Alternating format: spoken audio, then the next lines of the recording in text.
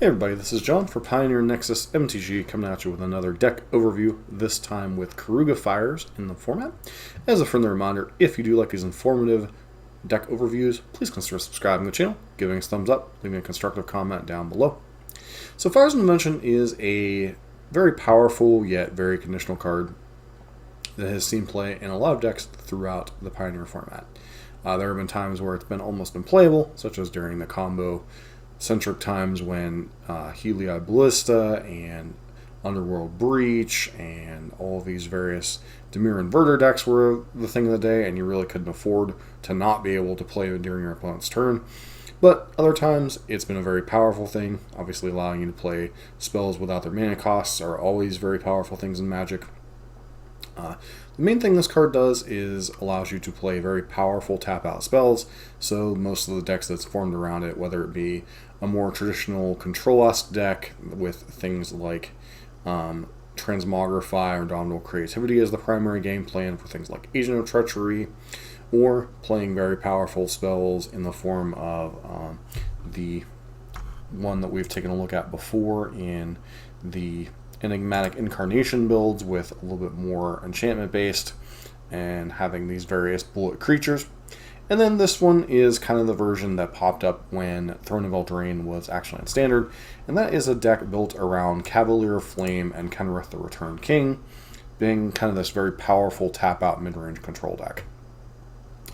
Centered obviously around Fires of Invention. You cannot play any spells during your opponent's turn, and for each land you basically have in play, you can cast 2 spells of that mana cost. Now, obviously, the turn you play Fires, you generally want to play this other powerful 3 or 4 mana spell. Obviously, Omnath kind of fits that bill. And then now that we have Leyline Binding in the format, this kind of encourages you to play a full 5-colored deck while also allowing you to activate all the abilities of Kenrick the Returned King.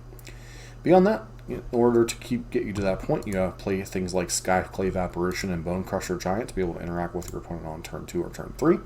Temporary Lockdown is a card that's kind of replaced Supreme Verdict in a lot of these builds because it really doesn't hit anything of yours while also wiping out a good bit of things like Mono Red or Mono White humans, taking away their early aggression while allowing you to buy time. Fable the Mirror Breaker obviously is kind of a stalwart in all these various red-based mid-range decks.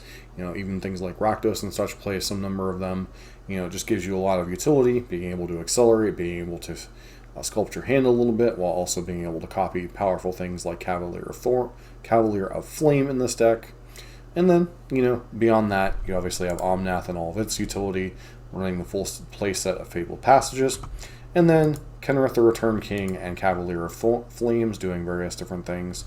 Obviously, Kenrick's kind of the Swiss Army knife, giving all the creatures haste, passing out +1/+1 counters, gaining some life, drawing cards, returning things from your graveyard. Now, keeping in mind this only returns things from players' graveyards to play, which means if you target something in your opponent's graveyard, they will get it back. Beyond that, Cavalier of Flames obviously pumps everything in addition to giving them haste with its abilities, giving you things to do with your mana while you're playing things like Fires of Invention, one of the very powerful things Fires allows you to do. And Leyline Binding, we've already kind of talked about this, it being a very powerful removal spell, allows you, especially in the early turns, if you have a bunch of Triomes, potentially play this as a removal spell on turn 2. Obviously, you're playing a 5-color mana base, you get to play a bunch of Triomes, a few basics to go with your Fabled Passages, and you get to play a few utility lands. This deck is obviously very mana hungry with all the things you do, and then things like Fable the Mirror Breaker, Cavalier of Thorns, Kenrick allow you to have things to do with your mana, as well as, don't forget, your companion, Karuga.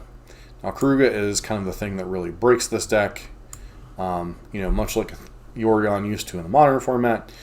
Basically, your starting deck contains only cards with mana value 3 or greater and land cards. This is the deck restriction on Karuga. Not really a restriction when you can play the split cards or adventure cards, like this deck does. The rest of the sideboard, Temporary Lockdown as another sweeper, along with Supreme Verdicts against any type of creature-based aggression. Mystical Disputes when you need to try to fight through your Fires of Invention or key spells against anything like Spirits or Control. Leyline in the Void against anything with graveyards or against Arclight Phoenix, mainly Greasefang and Phoenix. Chandra's Awakened Inferno, important to have some type of uncounterable threat against control. And then 2 copies of Knight of Autumn, kind of this Swiss Army knife. Allows you to blow up problematic artifacts or enchantments, allows you to gain some life, or just have a 4/3 beater, all which are quite nice modes to have access to. Slightly different variant, but you're still seeing a lot of the same things. You're still seeing the Bone Crusher Giants, temporary lockdowns. You're seeing one of Supreme Verdict, which is a nice thing to have in your deck. Shark Typhoon is another nice card. While you don't have a ton of non-creature spells in your deck, other than Fires of Invention and Temporary Lockdown, this is a card you can play at instant speed, which is quite nice. And then a Karuga in the main, quite an interesting innovation, allowing you to have access to 2 Karugas throughout the game.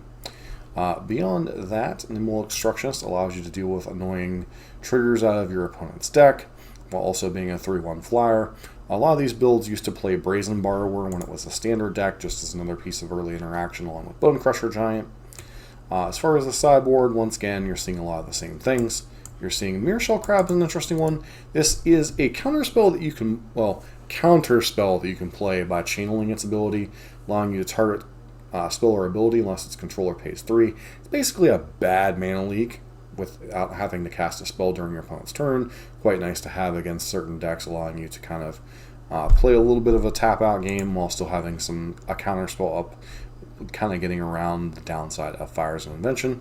And Anger of the Gods as again another sweeper that doesn't hit a lot of your stuff, but hits a lot of the other early aggressive decks like mono red or mono white humans. Taking a look at this version, a lot of the same things. We see an Anger in the main deck, we see Fable the Mirror Breaker and Bone Crusher Giant. This version doesn't have quite as much early interaction, no temporary lockdown. You're still seeing a lot of the same things, Supreme Verdict and all this stuff. You're seeing a couple copies of Colossal Sky Turtle, which is a nice utility card to allow you to return things from your graveyard, such as if your opponent counters a key spell, especially Fires of Invention allows you to bounce problematic things your opponents might have. And then, beyond that, maybe different cards here. You see Mystical Dispute, obviously, once again, trying to resolve your key spells against decks like Spirits and Blue-White Control, Leyline the Void for graveyard nonsense, Anger and Supreme Verdict against the creature decks. 3 copies of Skylasher, obviously somebody doesn't like losing to Mono, Blue, or Spirits. Nice card to have access to, although it does have the downside of not being able to play Karuga. Another card you can consider playing is the 4-mana Dinosaur that is uncounterable. It's the Ceratops or whatever it is. I can't remember the exact name. But it is another card you can consider playing against Spirits, although turn 4 might be a little bit slow against a deck that is as aggressive and disruptive as something like Spirits. So where does this deck fit in the meta? It fits in a lot of the same places that the Enigmatic Incarnation version of Fires fit. It's a go-over-the-top mid-range deck, making it fairly good against decks like Rakdos. A little bit of a coin flip against something like mono green. Obviously, mono green's not draws, kind of outdo yours, and you only have a little bit of interaction for what they have going on.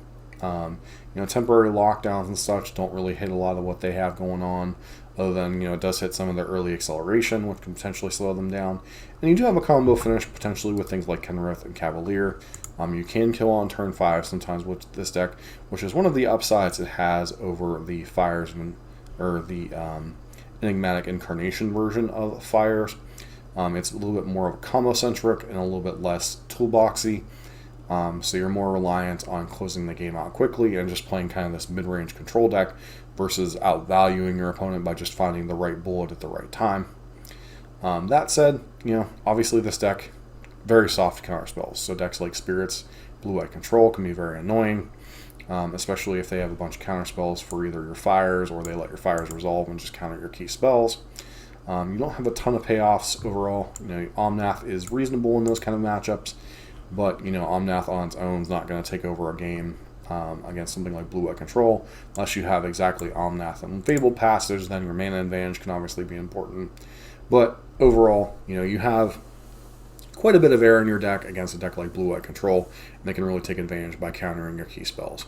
Also, decks like Lotus Field can be a bit of a coin flip, as you are roughly about the same speed as them without too much kind of meaningful interaction. Now, obviously, you have some interaction in the form of like your light counter spells like Mystical Dispute and such.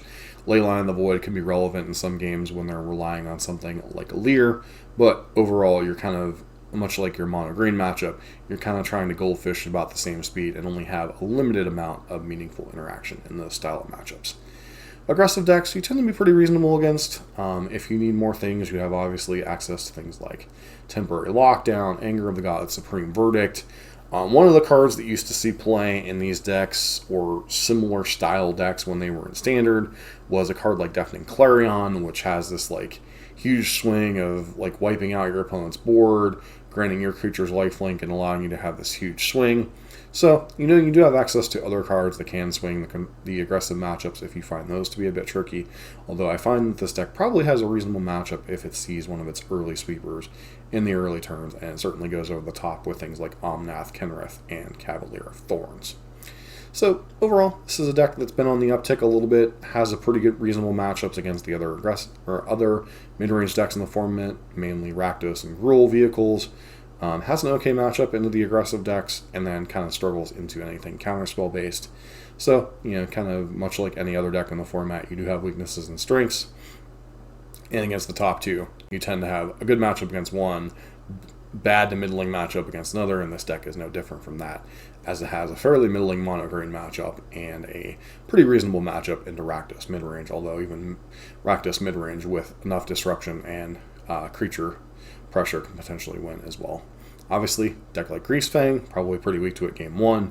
Game 2, in 3, you're really relying on your Leylines of the Void to kind of get you in the key spot. And then, you know, you can overpower Greasefang if it doesn't have its turn 3 nut draws, as like you said, you have this ability to kill on turn 5 or turn 6 quite easily with this deck. So, if you like this kind of deck and you like this kind of content, please consider subscribing to the channel, and hope to see you for the next video on next Monday.